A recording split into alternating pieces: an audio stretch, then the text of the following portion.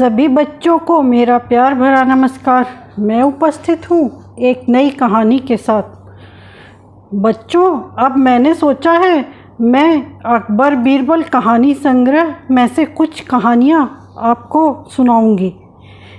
आज की कहानी का शीर्षक है उपहार का बंटवारा।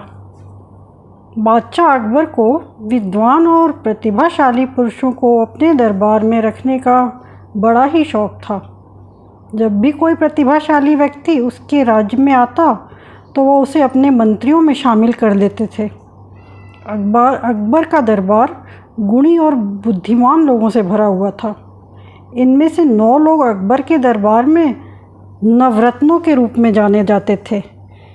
वे असाधारण प्रतिभाशाली और अपने अपने क्षेत्र में निपुण हुआ करते थे।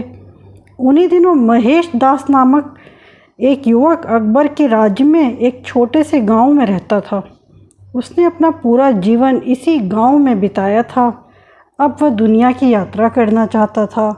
उसने बादशाह के महल और बड़े नगरों के बारे में बहुत सारी कहानियां सुन रखी थीं। उसे यहाँ घूमना रोमांचक लग रहा था। उसने निश्चय किया वह बादशाह के दरबार में जाएगा और वहाँ नौकरी पाने की कोशिश करेगा। वह बहुत भीड़ वाले बाज़ारों और नगरों में होकर गुजरा और अंत में शहर पहुंच ही गया। महेश दास महल के दरवाजे के पास तक तो पहुंच गया, किंतु अंदर प्रवेश नहीं कर सका। द्वारपाल ने उसे पकड़ लिया। द्वारपाल ने उससे पूछा, आप कहाँ जाने की सोच रहे हो? महेश दास ने उत्तर दिया, मैं बादशाह को देखने जा रहा हूँ। द्वारपाल ने जोर से हंसकर कहा, मुझे लगता है उन्होंने तुम्हें व्यक्तिगत रूप से अपने भोजन कक्ष में रात के खाने के लिए बुलाया है। महेश दास शांत रहा।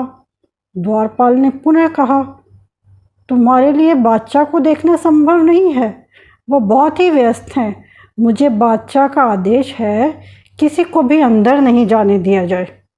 महेश दास ने द्वारपाल से अंदर जाने के लिए विनती की। द्वारपाल ने कहा, मैंने तुम्हें कहा ना, मैं तुम्हें अंदर नहीं भेज सकता हूँ। महेश दास ने कहा, क्यों?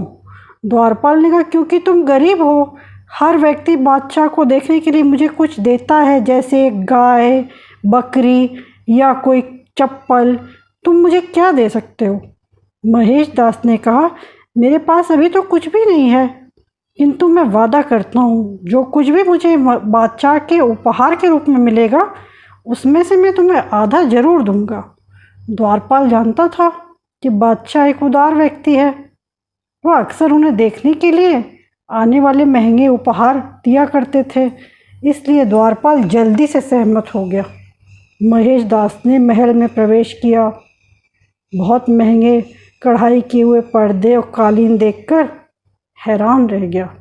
पूरा महल लाल बलुआ पत्थरों से बनाया गया था और बेहद खूबसूरती से सजाया गया था। बादशाह अकबर दरबार के बीच में बैठा था। महेश दास ने अकबर के सामने झुककर अभिवादन किया। अकबर ने कहा, तुमने मुझे जो सम्मान दिखाया है उससे मैं बहुत खुश हूँ। बताओ, बदले में तुम्हें मुझसे क्या चाहिए? महेश दास ने कहा, जहाँपना, यदि ऐसा है तो मुझे 100 कोड़े मेरी नंगी पीठ पर बरसाने का इनाम दें। सम्राट बहुत हैरान हो गया। उसने कहा, यह तो बहुत अजीब इनाम है। तुम क्यों मुझसे ऐसा इनाम मांग रहे हो? महेश दास ने कहा, महाराज, जब मैं आपसे मिलने के लिए आ रहा था तो द्वारपाल ने मुझसे कहा, आपसे मुझे जो प्राप्त होगा उसका आधा मुझे उसे देना होगा। बादशाह अकबर हंस पड़े और बोले, ये एक गंभीर विषय है। इसका मतलब है द्वारपाल अपना काम करने के लिए रिश्वत लेता है। उसको तो इसकी सज़ा मिलनी ही चाहिए।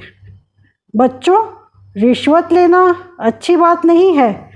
द्वारपाल को पकड़ कर लाया गया और उसे रिश्वत लेने के अपराध में 100 कोड़े मारने की सज़ा दी गई।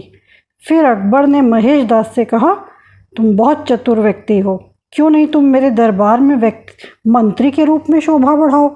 महेश दास इस अवसर को पाकर बहुत खुश था। उस दिन बीरबल, और उसकी बुद्धि की कहानियाँ दूर दूर तक व्यापक रूप से फैलनी शुरू हो गईं। बच्चों, इस कहानी से हमें क्या शिक्षा मिलती है? बच्चों, इस कहानी से हमें सीख मिलती है कि हमें रिश्वत नहीं लेनी चाहिए। यदि आपको मेरी कहानी पसंद आती है तो आप मेरे चैनल श्रेष्ठ कहानियाँ को सब्सक्राइब और कहानी को लाइक ज़रूर करें। धन्यवाद।